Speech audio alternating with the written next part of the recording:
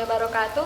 Perkenalkan, nama saya Khairona Tazkiyatun Nufus, NIM 22102042, Program Studi Ilmu Al-Quran dan Tafsir kelas B. Jadi dalam video kali ini saya akan memaparkan hasil resum makalah mata kuliah studi Al-Quran untuk memenuhi tugas UTS yang diampu oleh Ustadz Haji Zainal Muttaqin, Sarjana Tafsir Hadis, Manchester Agama. Langsung saja, di antaranya yang pertama, definisi Al-Quran dan perbedaan dengan hadis qudsi. Definisi Al-Quran secara etimologi berasal dari bahasa Arab, dari kata dasar qara'a yaqra'u Qur'anan, yang artinya membaca bacaan. Sedangkan definisi Al-Quran secara terminologi di dalam kitab Manakholil Al-Qoton halaman 5 dijelaskan, Al-Quranul Karim huwa mu'jizatul islamil khalidati la yazidu taqdimi al-ulama illa rasukhon fil i'jazi anzalallahu ala rasulina Muhammadin sallallahu alaihi wasallam liyakhrujan nasi minadh dhulumati ilan nur wa yahdihim ila siratil mustaqim, yang artinya Al-Quran adalah mukjizat Islam yang kekal selalu diperkuat oleh kemajuan ilmu pengetahuan yang diturunkan kepada Rasulullah Muhammad SAW untuk mengeluarkan manusia dari suasana yang gelap menuju yang terang, serta membimbing mereka ke jalan yang lurus. Selanjutnya, definisi hadis qudsi secara etimologi adalah hadis yang suci, karena kata qudsi itu sendiri menunjukkan kebersihan dan kesucian. Secara bahasa, maka kata takdis berarti mensucikan Allah. Takdis sama dengan tathir, dan takoddasa sama dengan tathharo, suci atau bersih.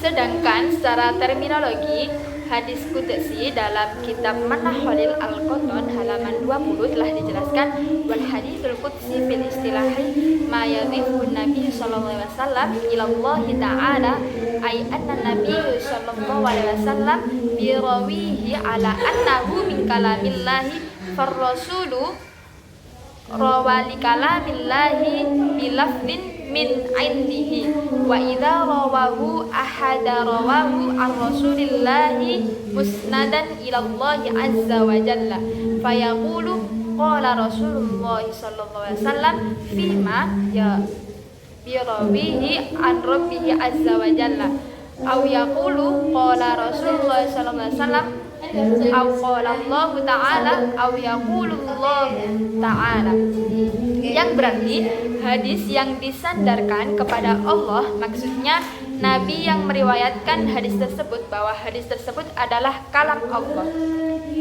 Maka Rasulullah menjadi perawi atau periwayat kalam Allah tersebut dengan lafaz Rasulullah sendiri. Bila ada seseorang yang meriwayatkan hadis qudsi, maka dia seseorang yang meriwayatkan dari Rasulullah dengan disandarkan kepada Allah, dengan mengatakan Rasulullah SAW mengatakan mengenai apa yang diriwayatkan dari Tuhannya, atau ia mengatakan Rasulullah SAW mengatakan Allah Ta'ala setelah berfirman atau berfirman Allah Ta'ala.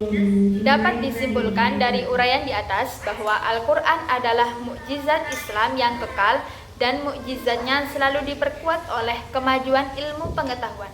Al-Quran diturunkan kepada Rasulullah Muhammad SAW untuk mengeluarkan manusia dari suasana yang gelap menuju yang terang, serta membimbing mereka ke jalan yang lurus. Hadis qudsi adalah hadis yang disandarkan kepada Allah, maksudnya Nabi yang meriwayatkan hadis tersebut bahwa hadis tersebut adalah kalam Allah. Sedangkan perbedaan antara Al-Quran dan hadis qudsi sama-sama dari Allah dan bisa dijadikan dasar hukum. Namun Al-Quran memiliki kesempurnaan dengan semua makna dan lafalnya dari Allah, sementara hadis qudsi maknanya saja dari Allah, walaupun semuanya sah untuk dijadikan dasar hukum. Selanjutnya, pewahyuan Al-Quran. Nuzul Quran terdiri dari kata nuzul dan Quran yang terbentuk dari susunan idhofah. Penggunaan kata nuzul dalam istilah nuzulul Quran, turunnya Al-Quran, tidaklah dapat kita pahami maknanya secara harfiah, yaitu menurunkan sesuatu dari tempat yang tinggi ke tempat yang rendah, sebab Al-Quran tidaklah berbentuk fisik maupun materi. Al-Wahyu. Al-wahyu adalah kata masdar. Dia menunjukkan pada dua pengertian dasar, yaitu tersembunyi dan cepat. Oleh sebab itu dikatakan bahwa wahyu ialah informasi secara tersembunyi dan cepat yang khusus ditujukan kepada orang tertentu tanpa diketahui orang lain. Ada beberapa periode dalam proses diturunkannya Al-Quran, yaitu periode pertama, wahyu yang diterima oleh Nabi Muhammad SAW adalah Quran Surat Al-Alaq ayat 1-5. Pada tanggal 8 Rabiul Awal. Wahyu yang kedua, Quran Surat Al-Mudaththir ayat 1-2. Tugas kerasulan telah dimandatkan kepada masyarakat. Ayat ini diturunkan pada malam Lailatul Qadar, hari Jumat tanggal 17 Ramadan. Periode kedua, periode ini berlangsung selama 8-9 tahun, di mana pada masa ini terjadi perselisihan antara gerakan Islamiyah dan Jahiliyah. Pertarungan tersebut terjadi karena gerakan oposisi terhadap Islam menggunakan segala cara untuk menghalangi kemajuan Islam. Periode ketiga, periode ini berlangsung selama 10 tahun, di mana periode ini dakwah Al-Quran sangat berdampak besar karena para penganutnya dapat hidup bebas melaksanakan ajaran agama di Madinah. Selanjutnya, hikmah turunnya Al-Quran yang turun secara bertahap adalah Al-Quran turun berdasarkan kondisi sosial pada masa itu, sehingga lebih kondisional, dan ketika Nabi menjelaskannya kepada masyarakat lebih mudah memahaminya. Dengan begitu, Rasulullah bisa lebih menguatkan dan meneguhkan hati masyarakat ketika menyampaikan wahyu dibawa kepada umat. Menghadapi sikap mereka yang tidak semua bisa menerima wahyu yang disampaikan Nabi Muhammad. Penyampaian wahyu. Jadi dalam penyampaian wahyu itu terjadi dalam 3 fase, yakni fase yang pertama, Al-Quran diturunkan ke Lauhul Mahfuz secara sekaligus, namun kemudian tahap berikutnya yakni Lauhul Mahfuz ke Baitul Izzah di langit dunia sekaligus. Kemudian ada satu tahap lagi, yaitu Baitul Izzah kemudian disampaikan kepada Malaikat Jibril. Kemudian Malaikat Jibril berangsur-angsur menyampaikan wahyu tersebut kepada Nabi Muhammad SAW. Selanjutnya, pembukuan Al-Quran dan pembakuan Al-Quran. Al-Quran merupakan kitab suci bagi umat Islam yang diturunkan kepada Nabi Muhammad SAW melalui Malaikat Jibril yang dijadikan sebagai pedoman hidup bagi seluruh umat manusia. Pembukuan yang dilakukan dimulai sejak zaman sahabat Nabi Muhammad yang menjadi Khulafaur Rasyidin, yakni Abu Bakar dan Utsman bin Affan. Perbedaan pembukuan pada masa Abu Bakar As-Siddiq dan Utsman bin Affan diantaranya adalah pada masa Abu Bakar As-Siddiq, faktor pendorong pembukuan Al-Quran terjadi karena adanya kekhawatiran akan kehilangnya Al-Quran yang disebabkan oleh banyaknya penghafal Al-Quran yang meninggal saat peperangan. Sedangkan pada masa Utsman bin Affan, faktor pendorong pembukuan Al-Quran terjadi karena ada banyaknya perbedaan cara membaca Al-Quran. Yang kedua, pembukuan Al-Quran pada masa Abu Bakar As-Siddiq dilakukan dengan mengumpulkan catatan-catatan Al-Quran yang terpisah-pisah yang ada pada kulit binatang, rempah kurma, dan tulang belulang. Bisa kita katakan bahwa hal ini sebagai pembukuan Al-Quran. Sedangkan pada masa Utsman bin Affan menyatukan Al-Quran dengan satu cara, yakni qiraat dari 7 cara baca yang ada di dalam kitab tersebut, yakni qiraah sab'ah, kita sebut juga sebagai pembakuan Al-Quran. Selanjutnya, ijaz Al-Quran. Definisi ijaz Al-Quran secara bahasa. Ijaz bermakna meringkas. Kata mukjizat berasal dari bahasa Arab, yakni a'jaza, berarti melemahkan atau menjadikan tidak mampu. Pelakunya atau yang melemahkan disebut mukjiz. Dan apabila kemampuannya melemahkan pihak lain amat menonjol sehingga dapat membungkam lawan, ia dinamai mukjizat. A'jaztu an akuna mithla hadzal ghurabi fa wariya sau'ata akhi. Artinya, mengapa aku tidak mampu berbuat seperti burung gagak ini, lalu aku dapat menguburkan mayat saudaraku ini. Quran Surat Al-Ma'idah ayat 31. Selanjutnya, fungsi Al-Quran. Fungsi Al-Quran yang pertama yakni hudan, petunjuk. Al-Quran sebagai hudan atau hidayah berarti bahwa fungsi Al-Quran adalah menjelaskan dan memberitahu manusia tentang jalan yang dapat menyampaikannya kepada tujuan hidup, yaitu kebahagiaan dunia akhirat. Yang kedua, Al-Quran sebagai syifa atau obat, merupakan obat bagi manusia. Pengobatan Al-Quran diarahkan terhadap hati, yakni syifaul lima fis sudur. Artinya, Al-Quran dapat mengobati penyakit yang timbul di tengah-tengah komunitas, baik penyakit individual maupun penyakit masyarakat. Tentu saja hal ini jika manusia berobat sesuai petunjuk Al-Quran. Penyakit-penyakit pribadi seperti stres, kegundahan, dan pikiran kacau dapat diobati oleh Al-Quran. Demikian seperti penyakit masyarakat, hedonisme, fitnah, kecanduan narkoba, korupsi, dan krisis, dan lain-lain. Yang ketiga, Al-Quran sebagai rahmat, yakni Al-Quran adalah ajaran yang di dalamnya terkandung unsur-unsur kasih sayang. Materi selanjutnya, asbabun nuzul. Secara bahasa, asbabun nuzul terdiri dari dua kata, asbab dan nuzul. Asbab merupakan bentuk jamak dari kata sababun yang artinya sebab-sebab. Sedangkan nuzul bentuk masdar dari kata anzala berarti turun. Asbabun nuzul artinya sebab-sebab turun Al-Quran. Pengertian asbabun nuzul secara istilah adalah sesuatu yang melatar belakangi turunnya suatu ayat atau beberapa ayat yang mengungkapkan suatu permasalahan dan menerangkan hukum sesuatu pada saat terjadinya suatu peristiwa. Macam-macam asbabun nuzul. 1. Asbabun nuzul yang berbentuk peristiwa. Yang kedua, asbabun nuzul yang berbentuk pertanyaan. Sebab turunnya suatu ayat itu ada kalanya berbentuk peristiwa dan ada kalanya berbentuk pertanyaan.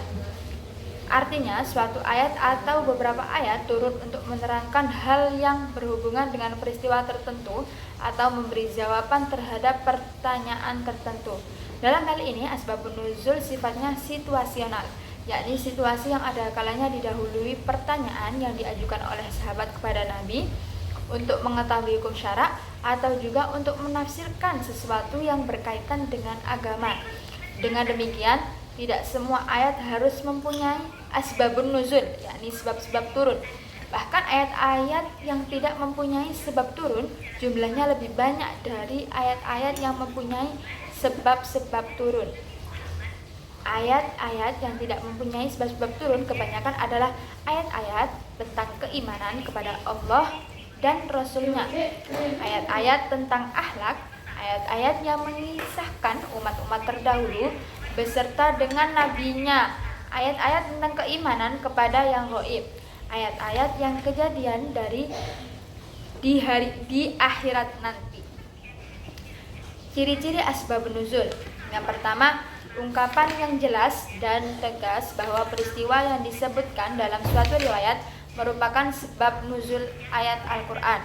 Yang kedua, ungkapan yang tidak secara jelas dan tegas menyatakan suatu peristiwa sebagai sebab nuzul ayat Al-Quran.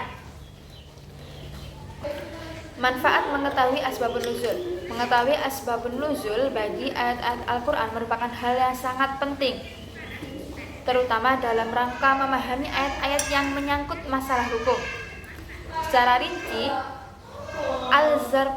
Az-Zarqani menyebutkan beberapa kegunaan mengetahui asbabun nuzul. Di antaranya yang pertama, wawasan tentang asbabun nuzul dapat memberikan pengetahuan tentang rahasia dan tujuan Allah secara khusus dalam mensyariatkan hukum-hukum agama di dalam Al-Quran. Yang kedua, wawasan tentang asbabun nuzul dapat membantu dalam memahami ayat-ayat Al-Quran dan menghindarkan kesulitannya. Yang ketiga, wawasan tentang asbabun nuzul dapat mengkhususkan hukum pada sebab menurut ulama yang mengandung bahwa Yang mesti diperhatikan adalah kekhususan sebab bukan keumuman lafaz. Yang keempat, wawasan tentang asbabun nuzul dapat memberikan pengetahuan pula bahwa sebab turunnya suatu ayat tidak pernah keluar dari hukum yang terkandung dalam ayat tersebut, sekalipun ada yang mentahsisnya. Yang kelima, wawasan tentang asbabun nuzul dapat mengarahkan terhadap terjadinya kesamaran dan kesalahan memandang objek ayat tersebut diturunkan. Wawasan tentang asbabun nuzul dapat mempermudah menghafal ayat-ayat Al-Quran dan memperkuat keberadaan wahyu dalam ingatan orang-orang yang mendengarnya. Materi selanjutnya yakni munasabah Al-Quran.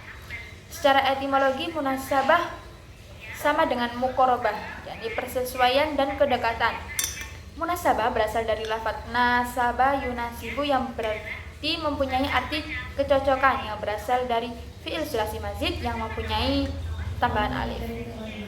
Secara terminologi, munasabah Al-Quran adalah ilmu yang menerangkan hubungan atau keterkaitan antara ayat atau surat yang satu dengan ayat atau surat yang lain.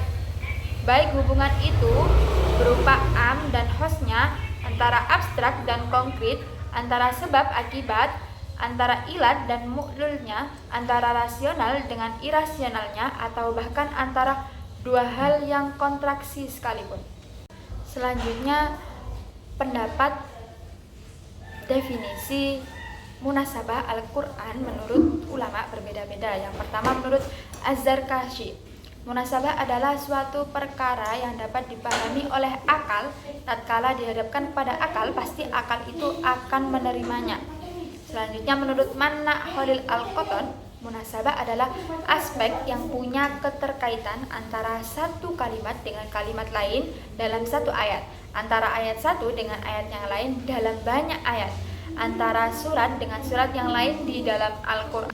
Selanjutnya, menurut Ibnu Al-Arabi, munasabah adalah keterkaitan ayat-ayat Al-Quran sehingga seolah-olah merupakan satu ungkapan yang mempunyai kesatuan makna dan keteraturan redaksi.